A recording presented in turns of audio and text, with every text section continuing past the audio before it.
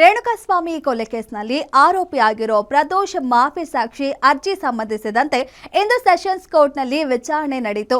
ಪ್ರದೋಷ್ ಪರ ವಕೀಲರು, ಪ್ರಾಸಿಕ್ಯೂಷನ್ ಪರ ವಕೀಲರು ಅರ್ಜಿ ಸಂಬಂಧ ಆದೇಶ ಹೊರಡಿಸುವಂತೆ ಮನವಿ ಮಾಡಿದ್ರು.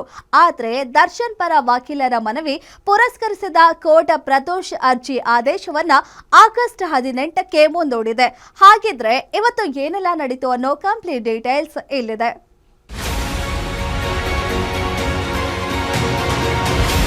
ದರ್ಶನ್ ಅಂಡ್ ಗ್ಯಾಂಗ್ಗೆ ಮಾಫಿ ಸಾಕ್ಷಿ ಮಗ್ಗಲು ಮುಳ್ಳಾಗಿದೆ. 14ನೇ ಆರೋಪಿ ಪ್ರದೋಷ್ ಸಲ್ಲಿಸಿದ್ದ ಅರ್ಜಿ ಡಿ ಗ್ಯಾಂಗ್ ನಿದ್ದೆಗೆಡಿಸಿದೆ.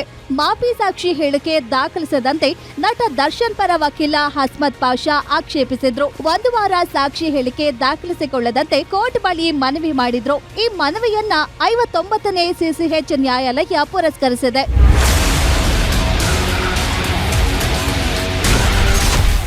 ನಟ ದರ್ಶನ್ಗೆ ಕೊಂಚ ರಿಲೀಫ್ ಕೊಟ್ಟ ಸೆಷನ್ಸ್ ಕೋರ್ಟ್.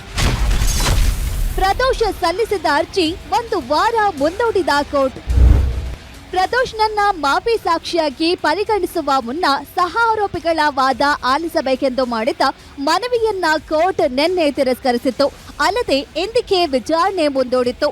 ಇಂದು ವಿಚಾರಣೆ ಹಿನ್ನೆಲೆಯಲ್ಲಿ ಪರಪ್ಪನ ಅಗ್ರಹಾರ ಜೈಲಿನಲ್ಲಿ ವಿಡಿಯೋ ಕಾನ್ಫರೆನ್ಸ್ ಮೂಲಕ ದರ್ಶನ್, ಪವಿತ್ರ ಗೌಡ, ಪ್ರದೋಷ್ ಸೇರಿ ಉಳಿದ ಆರೋಪಿಗಳು ಹಾಜರಾಗಿದ್ರು. ವಿಚಾರಣೆ ಆರಂಭವಾಗ್ತಿದ್ದಂತೆ ವಾದ ಮಂಡಿಸಿದ ಪ್ರದೋಷ್ ಪರ ವಕೀಲ ದಿವಾಕರ್, ನನ್ನ ಕಕ್ಷಿದಾರರು ಮಾಫಿ ಸಾಕ್ಷಿಯಾಗಲು ಅರ್ಜಿ ಸಲ್ಲಿಸಿದ್ದಾರೆ.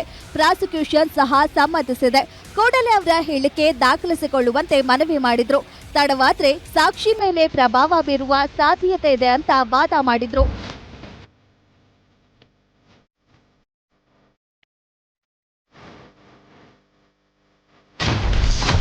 ಪ್ರದೋಷ್ ಆರೋಪಿ ಸಾಕ್ಷಿ ಅಲ್ಲ ಅಂತ ಹಸ್ಮತ್ ಪಾಷಾ ವಾದ. ಹೈಕೋರ್ಟ್ ಮೆಟ್ಟಿಲೇರಲು ನಿರ್ಧಾರ ಮಾಡಿದ್ರ ದರ್ಶನ್. ಇದಕ್ಕೆ ಪ್ರತಿವಾದ ಮಾಡಿದ ದರ್ಶನ್ ಪರ ವಕೀಲ ಹಸ್ಮತ್ ಪಾಷಾ, ಪ್ರದೋಷ್ ಕೂಡ ಆರೋಪಿ, ಆತ ಇನ್ನೂ ಸಾಕ್ಷಿಯಾಗಿಲ್ಲ, ನ್ಯಾಯಾಲಯ ಅರ್ಜಿಯನ್ನ ಇನ್ನೂ ಪರಿಗಣಿಸಿಲ್ಲ. ಮಾಫಿ ಸಾಕ್ಷಿ ಹೇಳಿಕೆ ಮುನ್ನ ಸಹ ಆರೋಪಿಗಳ ವಾದ ಆಲಿಸಲು ಸಲ್ಲಿಸಿದ ಅರ್ಜಿ ತಿರಸ್ಕರಿಸಿರುವ ಸೆಷನ್ಸ್ ನ್ಯಾಯಾಲಯ ಆದೇಶವನ್ನ ಹೈಕೋರ್ಟ್ನಲ್ಲಿ ಪ್ರಶ್ನಿಸಲು ಅವಕಾಶವಿದೆ. ಒಂದು ವೇಳೆ ಹೈಕೋರ್ಟ್ ಸೆಷನ್ಸ್ ಕೋರ್ಟ್ ಆದೇಶ ಎತ್ತಿ ಹಿಡಿದ್ರೆ ಪ್ರಕ್ರಿಯೆ ಮುಂದುವರಿಸಬಹುದು. ಅಲ್ಲಿಯವರೆಗೂ 1 ವಾರಗಳ ಸಮಯಾವಕಾಶ ನೀಡುವಂತೆ ಕೋರಿದ್ರು.